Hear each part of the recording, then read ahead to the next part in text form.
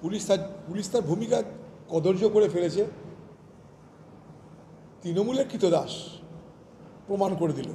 আমি চেয়েছিলাম পুলিশত্ব দেখাক, পুলিশ বলছে না, আমরা কৃতদাসত্ব দেখাবো।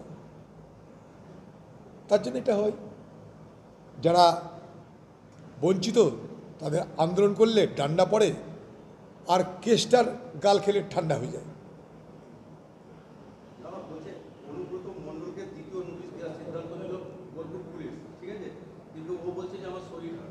বলবি তো, দিদির ইনস্ট্রাকশনে বলছে, যা হচ্ছে সব দিদির পরামর্শে হচ্ছে।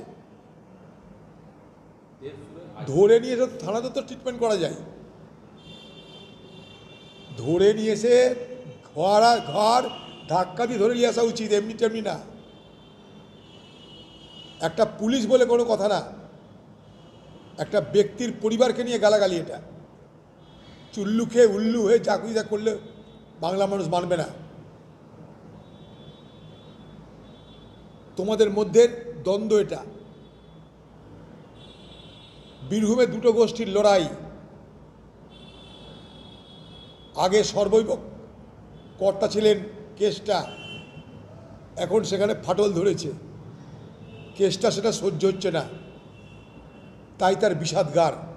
সেই বিষাদগারের শিকারকে পুলিশ, তার পরিবার, তার বউ, তার মা, তারা কি করলো? এই সমস্ত তৃণমূল নেতাদের জুতানো দরকার, জুতিয়ে তাদেরকে থানায় নিয়ে যাওয়া দরকার। তার পরিবারের মা, তার পরিবারের বউ কি করেছে?